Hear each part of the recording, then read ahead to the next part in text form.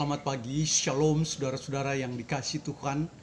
Kita bersyukur untuk anugerah Tuhan. Pagi ini kita boleh kembali merenungkan satu kebenaran firman Tuhan.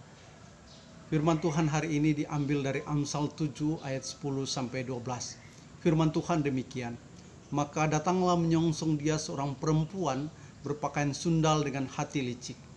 Cerewet dan lihat perempuan ini, kakinya tak dapat tenang di rumah. Sebentar ia di jalan dan sebentar di lapangan. Dekat setiap tikungan ia menghadang. Saudara, tema kita hari ini waspada godaan dosa. Saudara, setiap kita manusia sangat rentan untuk jatuh dalam dosa. Karena itu kita perlu berhati-hati dan berwaspada agar kita tidak jatuh di dalam dosa. Amsal pasal 5 sampai pasal yang ke-7 berbicara mengenai bahaya godaan dosa seksual yang dapat menjerat manusia. Secara khusus dalam pasal 7 ayat 10 sampai 12, penulis Amsal menjelaskan mengenai adanya godaan-godaan dosa yang digambarkan dengan adanya seorang perempuan berpakaian sundal dengan hati licik, dengan mengumbar pesona yang menggoda. Saudara, gambaran ini tidak saja berbicara mengenai godaan seksual, tetapi juga godaan dosa yang secara umum.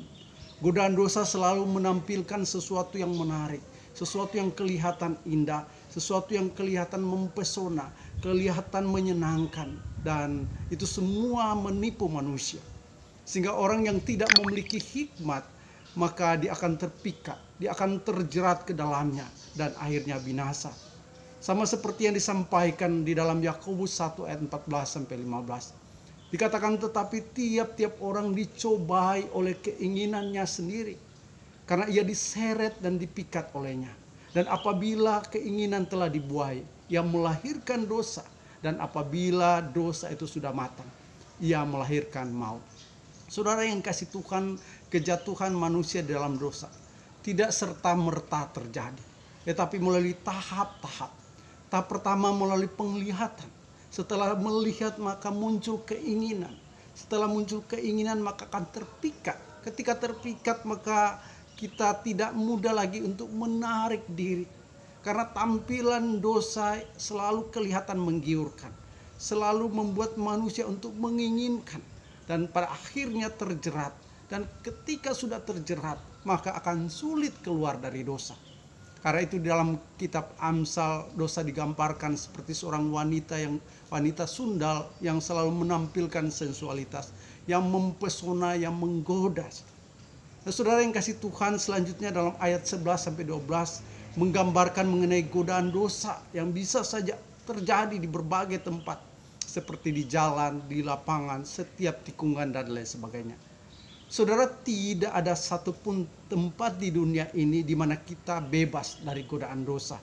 Karena itu dalam 1 Petrus 5 ayat 8 mengatakan, sadarlah dan berjaga-jagalah, lawanmu si iblis berjalan keliling sama seperti singa yang mengaum-aum dan mencari apa yang dapat ditelannya.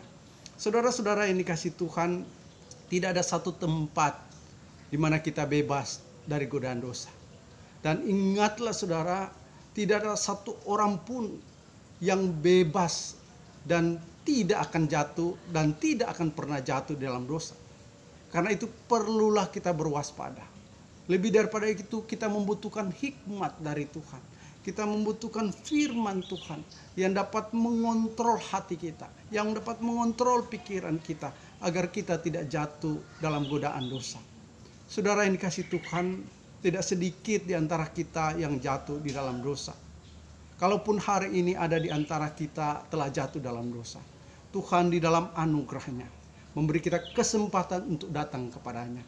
Datanglah kepada Tuhan memohon pengampunan dosa dari Tuhan. Allah kita adalah Allah yang setia. Dia tahu kelemahan kita. Mari kita datang memohon pengampunan dosa.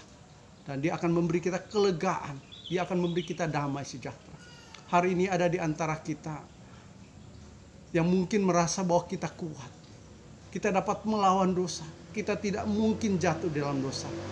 Berhati-hati, berwaspadalah.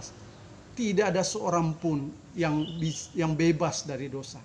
Tidak ada satupun orang yang tidak rentan jatuh dalam dosa. Setiap kita rentan untuk jatuh dalam dosa.